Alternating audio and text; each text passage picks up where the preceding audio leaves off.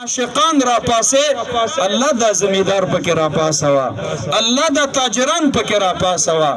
الله دا سټوډنټان او دا ځوانان پکې را پاسوا رب کریما دا خوش قسمت دی الله چې په کومه زمانه کې په بی دینو باندې خلق خپل پیسې شیندلې د توتاله او د ډاګي او د خودخیلو مسلمانانو با خپل پیسې په ګمبد خضرا شیندلې او د ختم نبوت د پاره به ورکولې الله رب العالمین د دې ټولو مهنتونو یو غرض دی زمونږه او هغه دا خپل ایمان محفوظ کو او در روان نسلونو ایمانونه او عقاید محفوظ کو او زما په ایمان باندې حمله آور زما په توحید او په ختم نبوت باندې حمله آور ډاکوان کوم خپل مسلمانان په نادانۍ کې دي او کو اغیار دي ټول ته پیغام ورکو گناهګار به ضرور یو مجرمان به ضرور یو ایک کمزوري به ضرور یو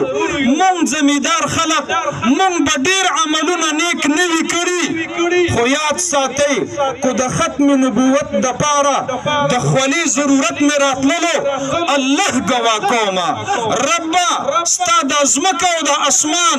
د غرونه او د کاڼي او د بوټي او د لوټي دي ګواه شي الله رب العالمین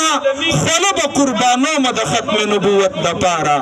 الله د وینې ضرورت راتللو تکبیر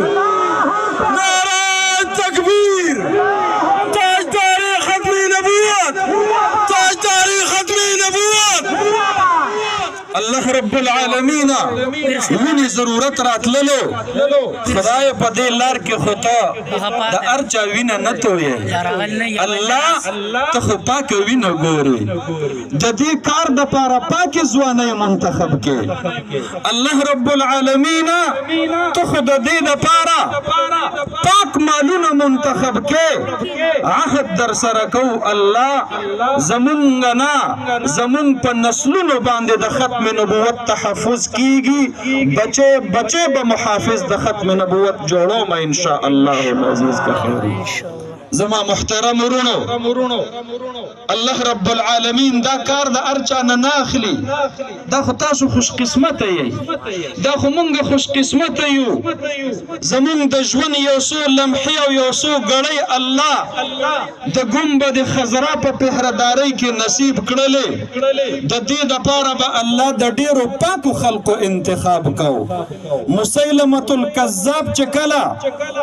د دواړو جهانو سردار مبارک ته خط را اولېږلو